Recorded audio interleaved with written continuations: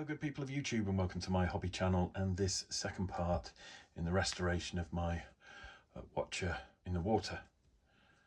I'm just coming out of a really rough period of some quite intense anxiety. I haven't been well for the last couple of days, and doing YouTube videos on the one hand is therapeutic, and on the other hand is a bit of a double-edged sword, because putting yourself out there on YouTube when you'd rather just shut the door on the world and fade into obscurity is always quite an interesting thing.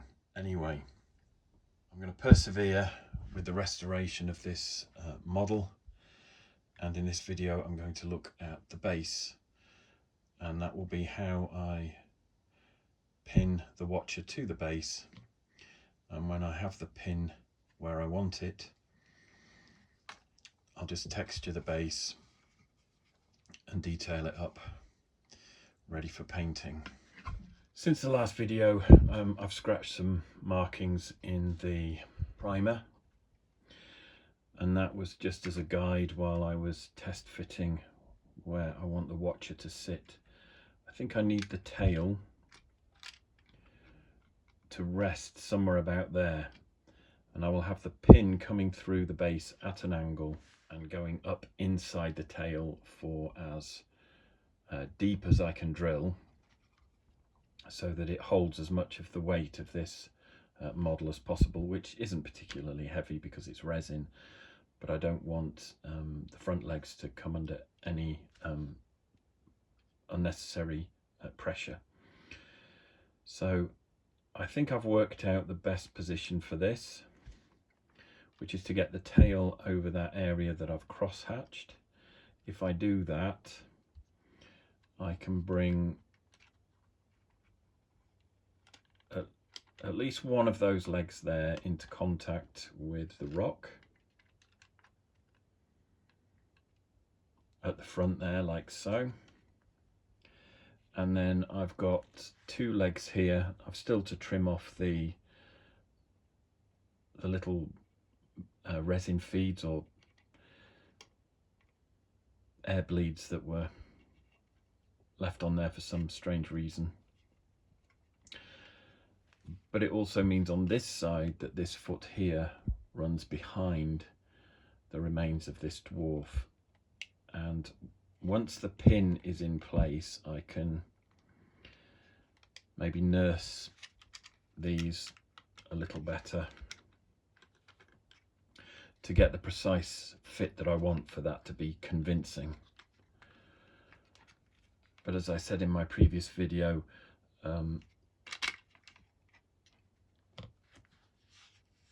I won't be doing a resin water feature or anything on this half of the base. I will make this side of the base look boggy and wet and damp, and keep this side of the base looking dry, so that the rocks denote the edge of the lake or the water.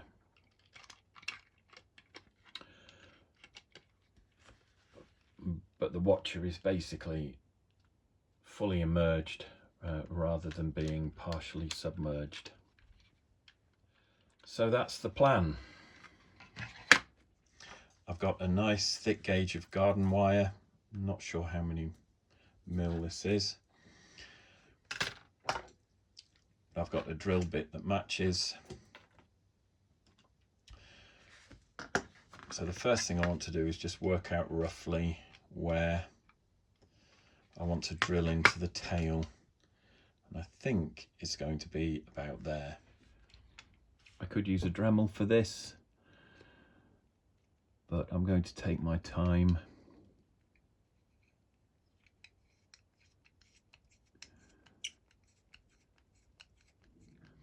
And you can also start off using a smaller drill bit if you want to drill a guide hole, and then that makes it slightly easier when you're drilling a larger drill bit. But I've started that hole off, and it's at the wrong angle because I needed the drill bit to bite into the resin. And now I've done that, I'm going to start again at the angle that I actually want to go into the body, which you can see is not straight up, it's not vertical. I'm coming into the body almost parallel to the back, and I just want to drill as deeply as I can there.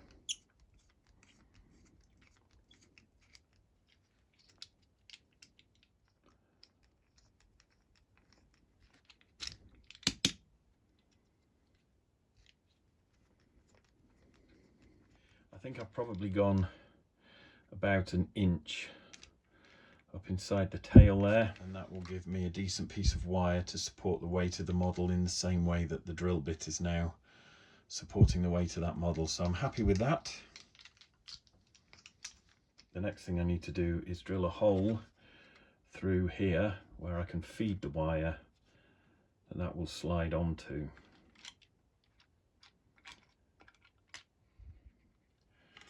And I'm just trying to work out where that needs to be. Probably about there.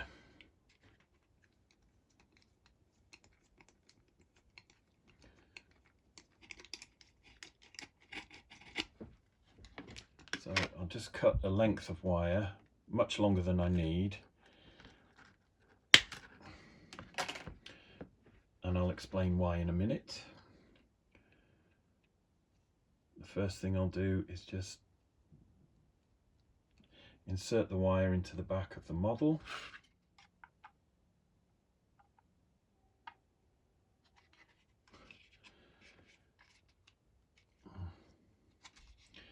Right.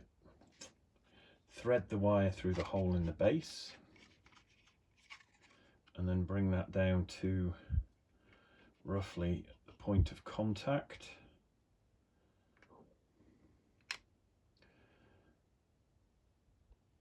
So that looks okay. So now I want to bend the wire here without damaging the model, so that I can still slide in and out. Thread that back through there.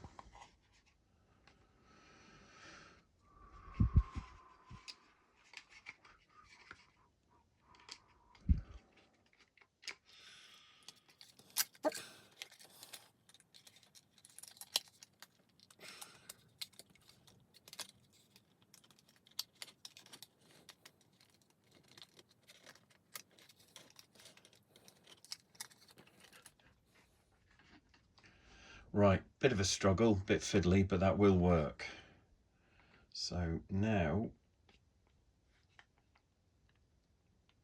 I just want to try and bend the wire under the base. So I know roughly where I need to fold that now.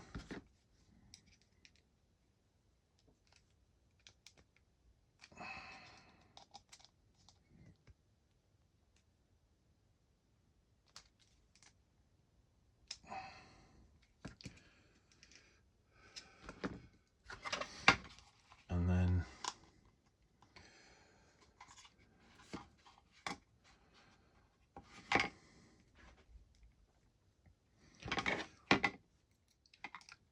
I just want to try and create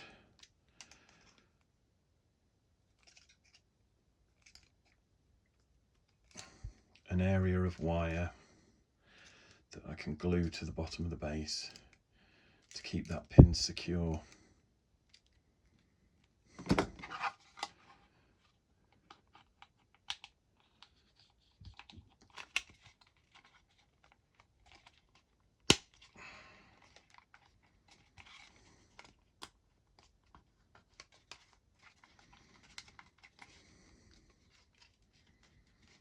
So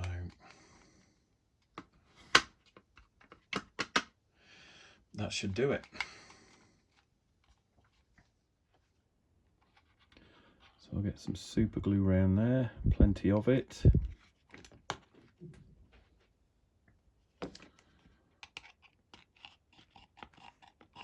Just move that wire around a little.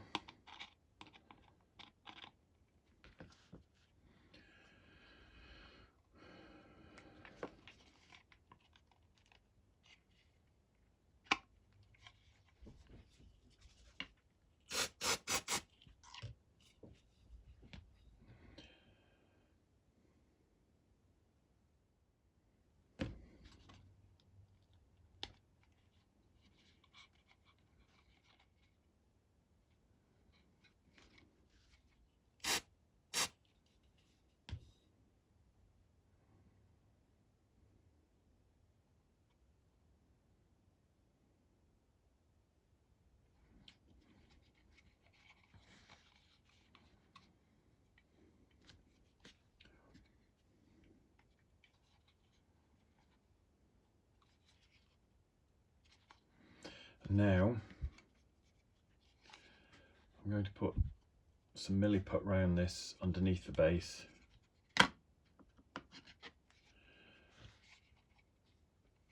just to give that some added strength.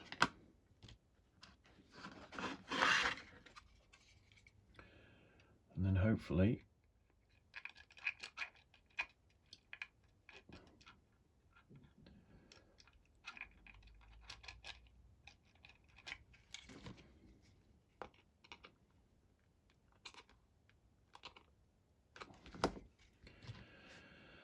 I just want to check I can still slide that on and off fairly easily.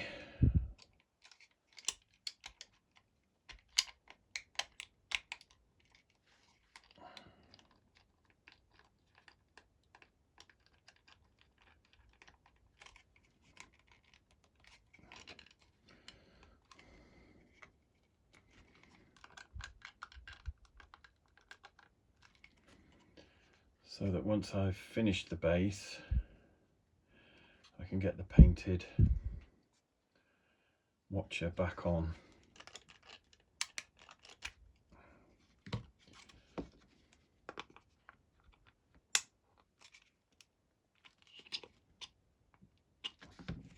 So the first thing is some milliput under there.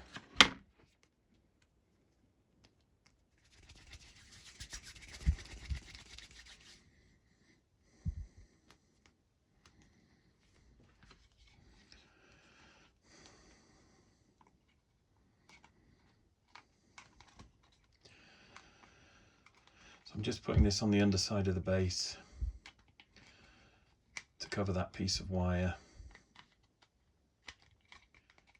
stop it from moving around or coming under any stress when the model is handled.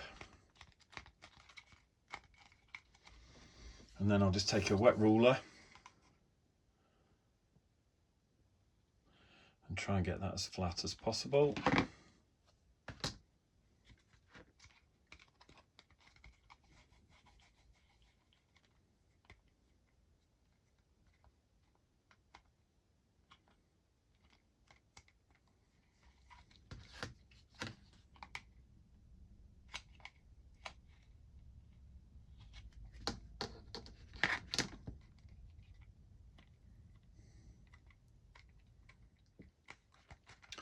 And that may be overkill, but I'm happy with that. That will keep the pin, which is to hold the weight of the watcher, secure. It will stop it from flexing and twisting and coming unstuck from the base.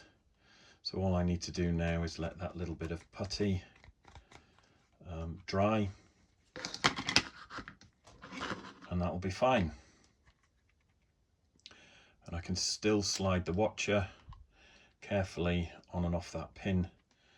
So now I need to divide the base into the two halves that will get slightly different visual treatment.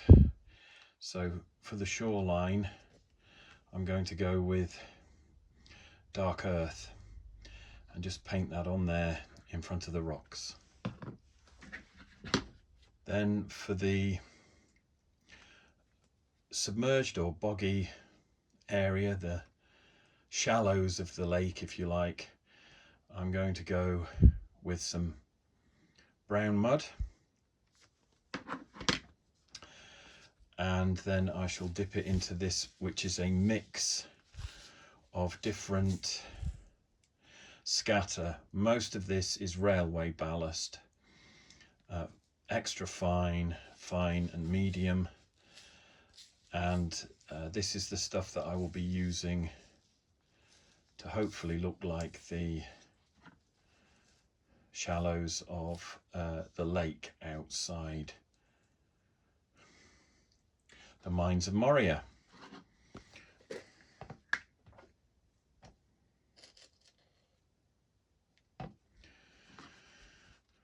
So I'm going with the dark earth first, and this is quite an old pot that I have, so it's a little bit firmer than it would normally be when you buy it. This can actually be a little runnier than this when you buy the pot, but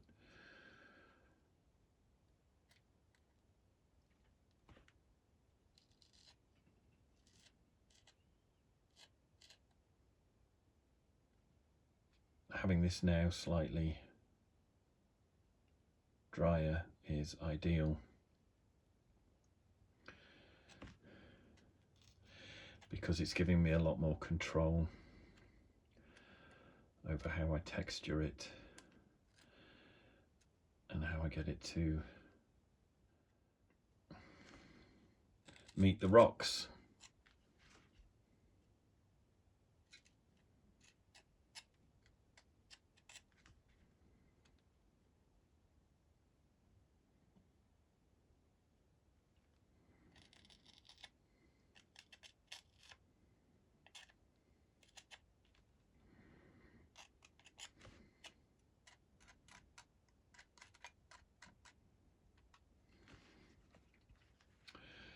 And I'm actually bringing it all the way down to the edge of these rocks, because I don't believe the dwarves would have got their feet wet if they fell where they stood. Just put the last little bit in here.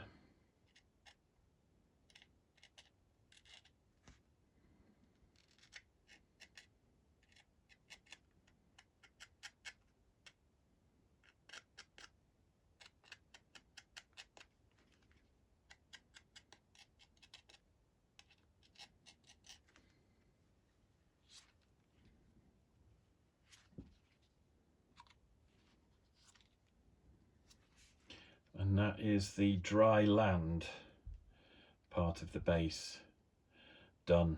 I just need to leave that to dry naturally now. But because I don't have a lot of hobby time today, I'll carry on and do this side. Normally I wouldn't touch this now until that part was properly dry, but I want to get this video out, so I'm going to carry on. You can probably see how much wetter that mixture looks than the previous one I used. So it does dry out in the pot as you use it up as well. You need to be aware of that if you've not used this before. But I'm going to get a big dollop of this.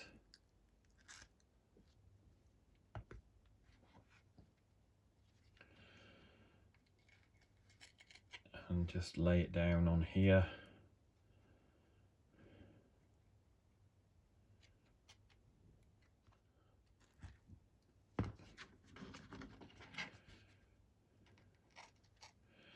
To create the texture that I want for the shallows.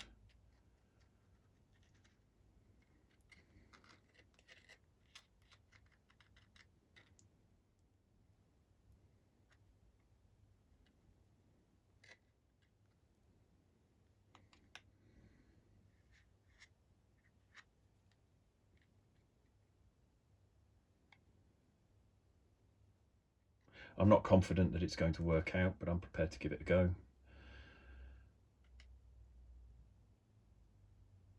And see what happens. This is the somewhat experimental bit. Because normally when I use this stuff, I just sprinkle it out onto some PVA. I just sprinkle it out onto some PVA glue. But I'm combining it now with the mud texture paint here, because I want to create that appearance that you have of mud and pebbles at the bottom of a lake or a river. So I want a bit of depth to this, which is why I've used the textured paint rather than glue.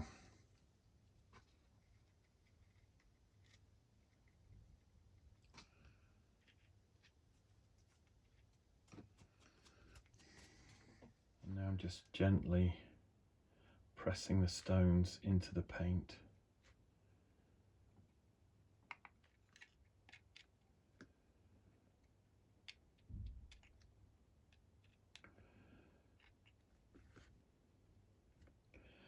and just seeing what happens. Now, using PVA might be quicker and easier, and it would give you good coverage, but I wanted the extra depth and that little bit of texture that you get from this paint. And it also means in areas where it's starting to bleed through, it should look all right when it's dry. So I can just work with that, let the materials inform the decisions that I'll make as I do the basing texture.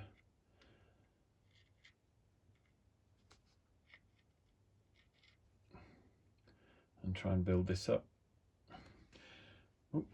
But I'm quite happy with that. The only thing I need to do is just make sure that the gravel hasn't built up around the pin, because that will need to remain clear for the body of the watcher.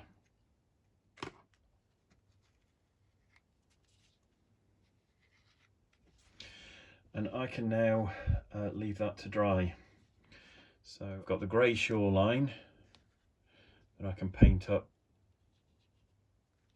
to suit Moria, to suit the look and feel of my Moria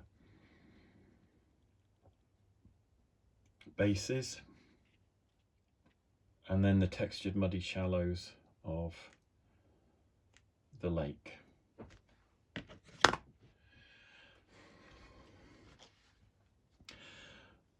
While I wait for the base to dry, there are two things that I want to do. First thing is to snip off these little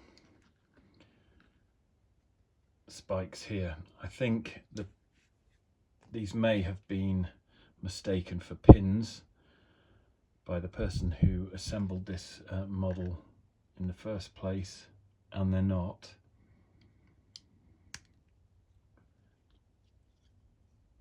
They're just in the way, and they're preventing the feet from following the natural curvature of the rocks on the base. So I'm making sure that I've taken those off. And the other thing I'm going to do is mix a tiny bit of milliput and just fill a few gaps and use it to smooth out around the top of the tentacles here. You can use milliput if you want. You can use plastic putty or liquid green stuff and paint it in. You could probably even use some sprue glue if you wanted to, although as I've said before, that does tend to shrink as it evaporates. I'm using milliput because you can use a wet sculpting tool to really smooth it down, because if you add a bit of water whilst the putty is still malleable, it behaves like clay, and you can get a really nice slip going, which is a very smooth and sort of runny finish to the surface, which then wipes away with a old paintbrush quite easily.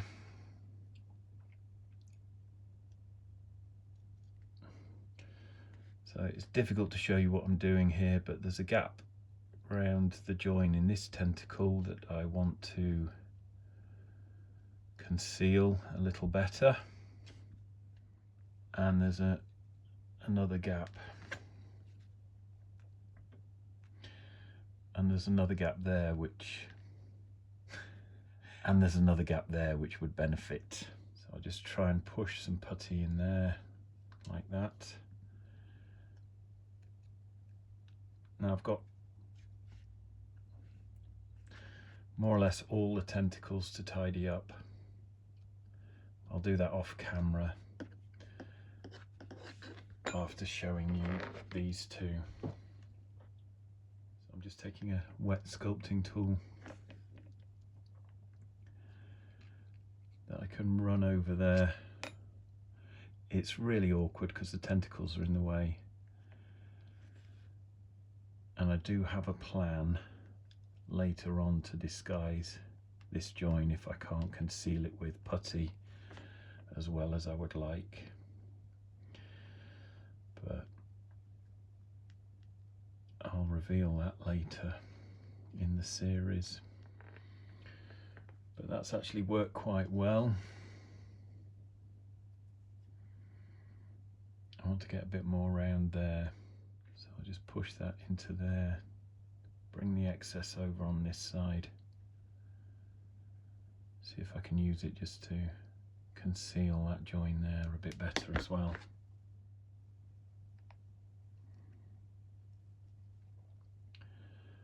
And then just work the putty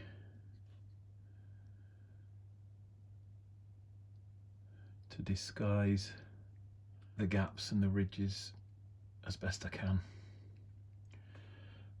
And of course, one of the reasons why these joins are a little bit unsatisfactory is because I've had to cut off the tentacles and rearrange them. So I was never going to get a perfect fit after that. Anyway, I'll carry on with this now until I'm happy, and then resume filming. So I think I'm happy with that. I'm just coming in with an old, I think I'm happy with that, and I'm just coming in with a paintbrush now to pick up any little particles of milliput that might be left behind and try and smooth it all out, as well as taking off some of that moisture.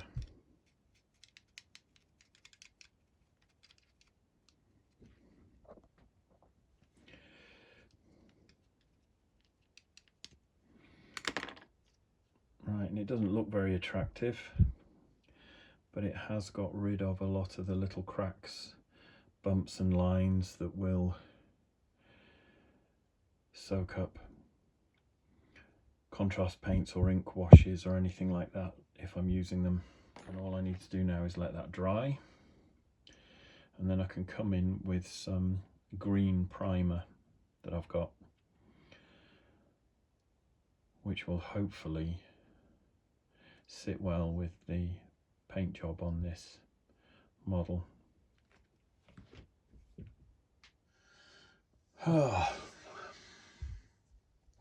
Okay, so the base has been drying downstairs. It's still not properly cured, but it's dry enough to show you now.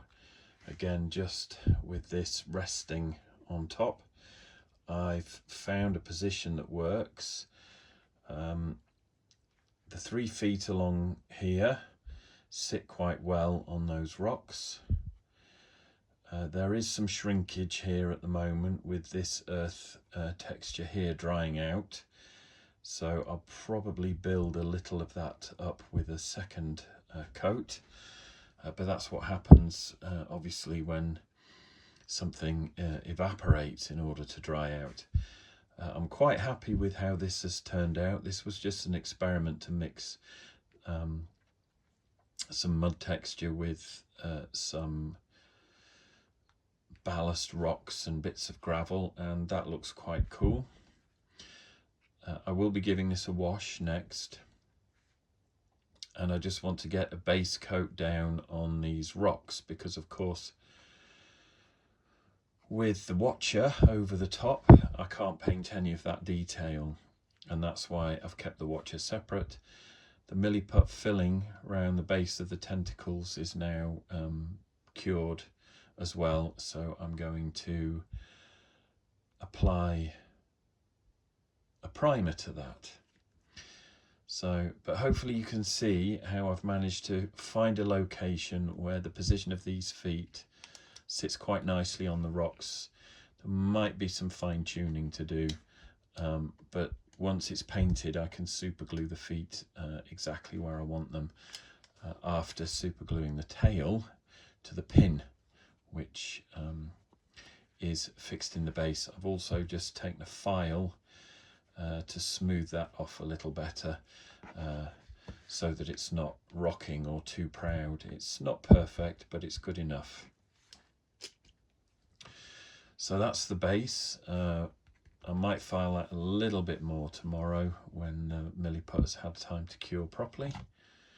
I could use a grey speed paint on these rocks, but what I've found with grey is that it tends not to give a good coverage anyway, and it's better used as a glaze.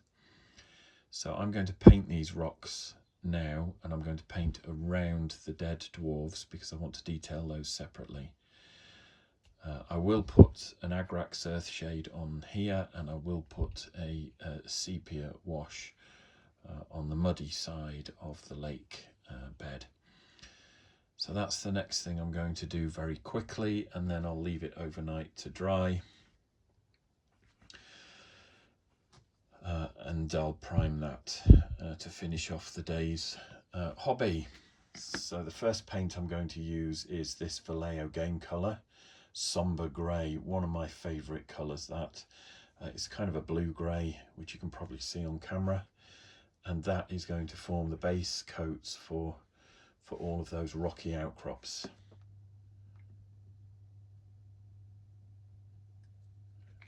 And I'm just using an old paintbrush that will give me some quick coverage.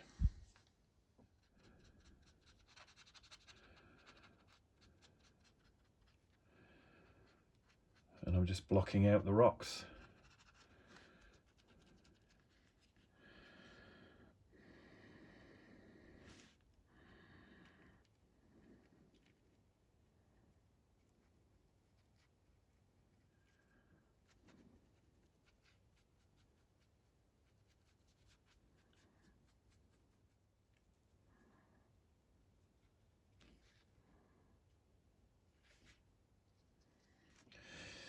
I don't know if you can see that, but I've just spotted some little connectors and feeds there that are part of the casting process. They've been left on. So I'm just going to try and remove those now.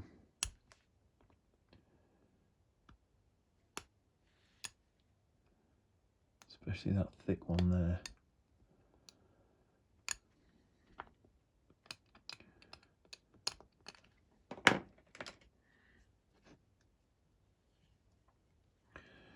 And just touch that up because they were a bit unsightly and a bit too regular and mechanical for me to be able to hide them. So I'm actually going to use a Vallejo wash. Well, this is a dipping formula, but same thing, for the muddy side of the lake. One of the reasons for that is because this is considerably cheaper than Games Workshop washes, but also it's heavier and more rich. So as a base for the wet side of this, it should be a good start. So I've loaded up the brush, and I don't want to completely paint over the colours that I've got here, which is why I'm going for this wash or dipping formula. I don't want to obliterate those, and that's also why I primed the rocks before I glued all this down. So I just want to give this a thin coat to help tie in all the colours.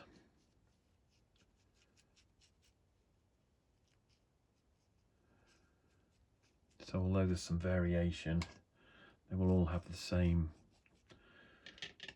warm sepia hue to them.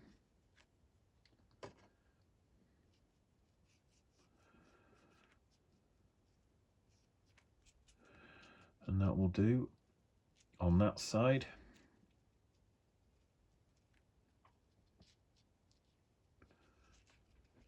And now I've got some Agrax Earthshade, which I'm going to use on the dry shoreline and over the rocks, and also on the corpses.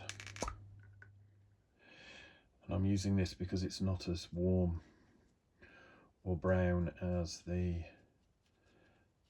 sepia shade that I've used on the wet side of the base. So it'll give a different hue to all the shadows.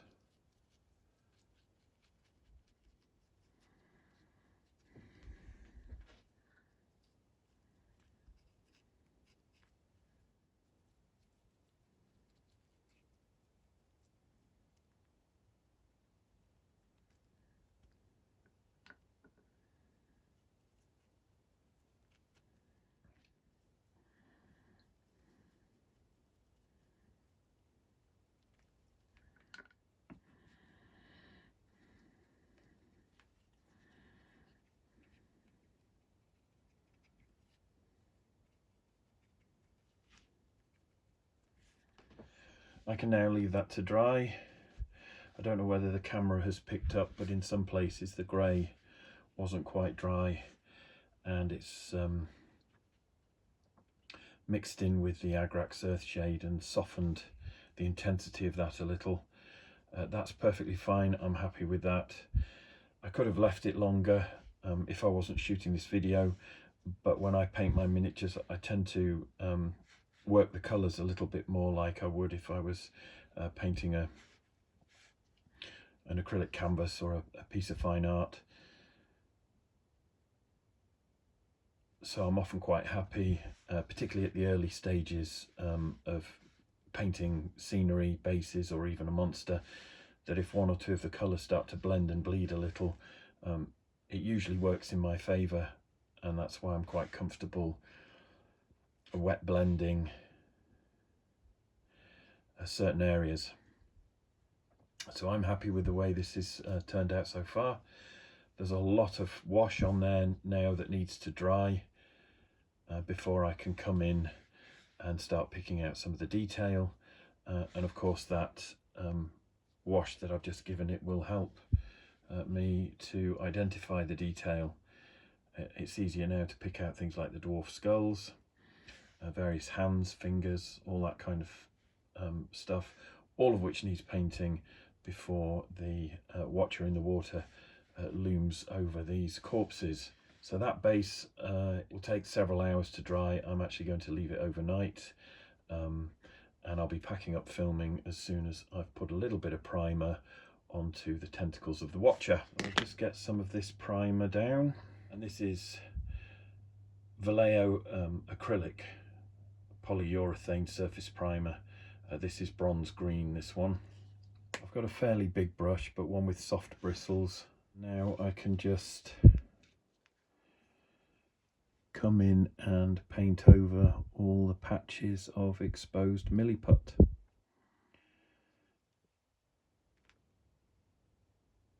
And that gives me a primer that's a close match for the previous paint that's gone down on this model already.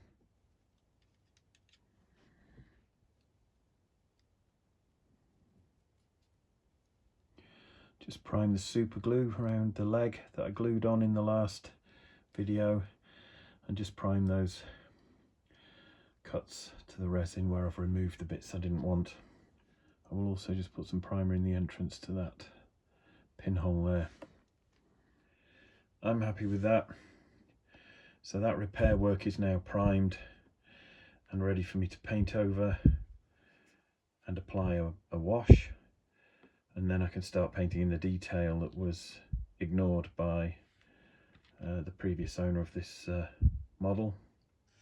But I think that is more or less everything that I can comfortably achieve in this video, which is part 2 of the restoration of this Watcher in the Water. I'm going to wait for these to dry before I quickly put the model back together and wrap up this video. Right, that is more or less the final position that the Watcher will be in when both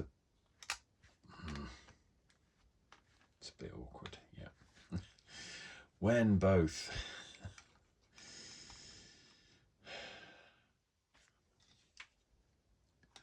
That's scratched the paint off there, hasn't it? Okay, so that's the watcher in more or less the final position that it will be in when both the base and the watcher are painted. There are some problems with this scratching the paint off, but I will be covering the tops of those rocks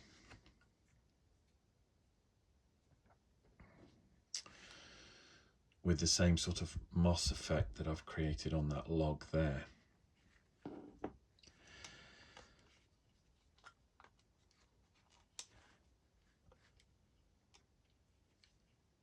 So I'm not going to worry too much at this stage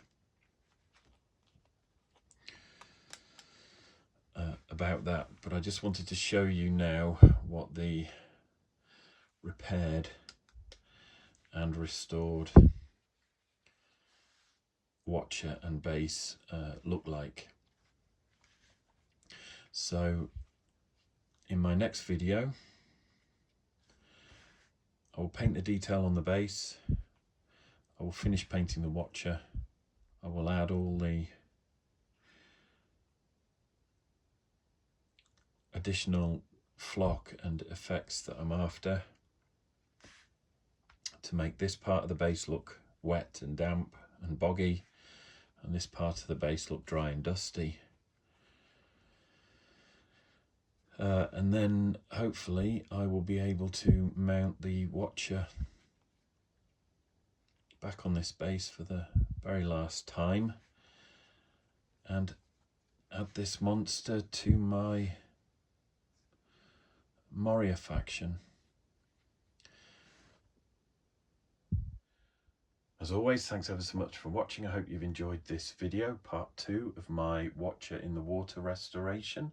If you have enjoyed this video, please smash that like button. Please subscribe to my channel for more videos like this and for part 3 where I complete this model. If you'd like to leave a comment, please do, but keep those comments kind and respectful.